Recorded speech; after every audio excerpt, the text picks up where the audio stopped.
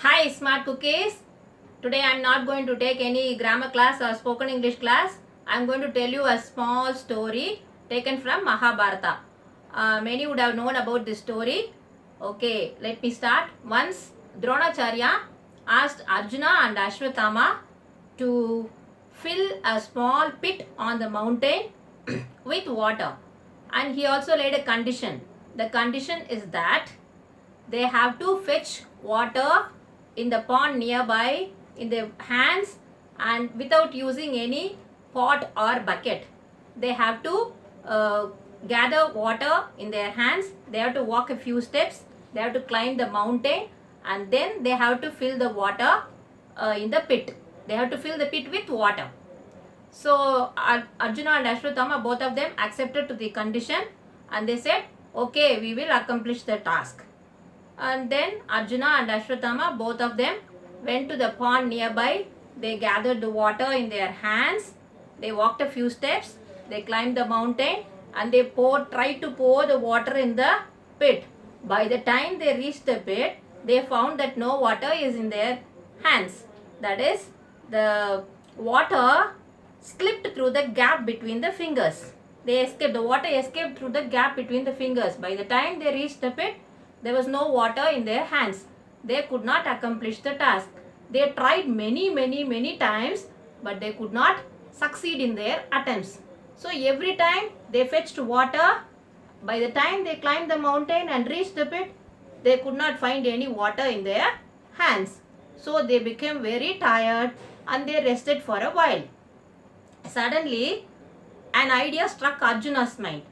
Arjuna at once took his bow and arrow and aimed at a honeycomb on the mountain.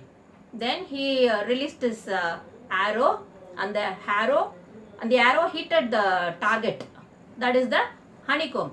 The honeycomb fell down. Then Arjuna climbed the mountain. He took the honeycomb and he collected the waxy substance in the honeycomb and he applied to his fingers. So what happened? The gaps between the fingers, they were concealed with the waxy substance. So then it became easy for Arjuna to collect water from the pond, and he climbed the mountain and filled the pit with water. It became very easy because the waxy substance did not allow the water to escape through the gap in between the fingers. Actually, the gaps were concealed by the waxy substance. So this made it possible for Arjuna to fill the pit with water.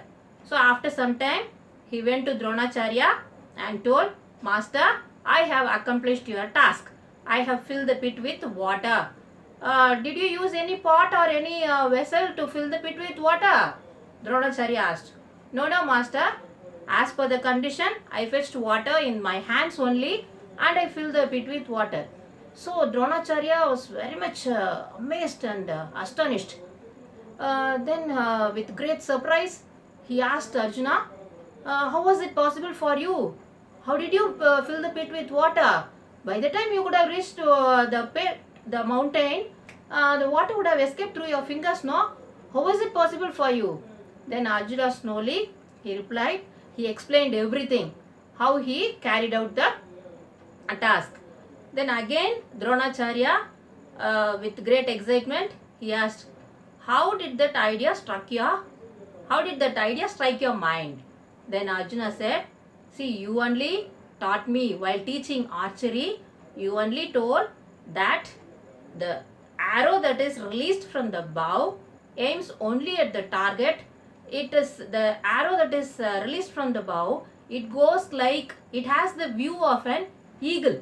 How the eagle aims only at the target.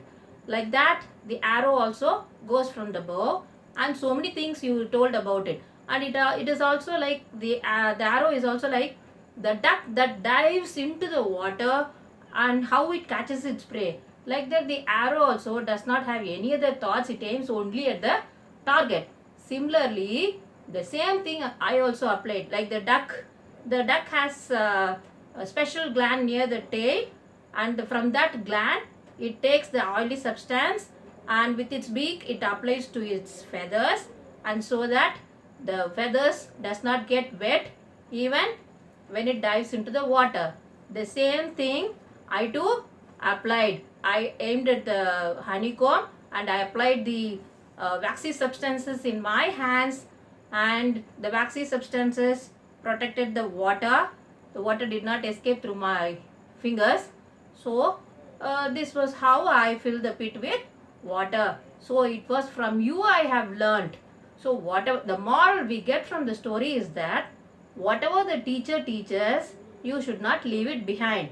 You should keep it always in your mind, and you have to apply it in your practical life. So hope you would have enjoyed this story. Meet you tomorrow with a new topic. Thank you.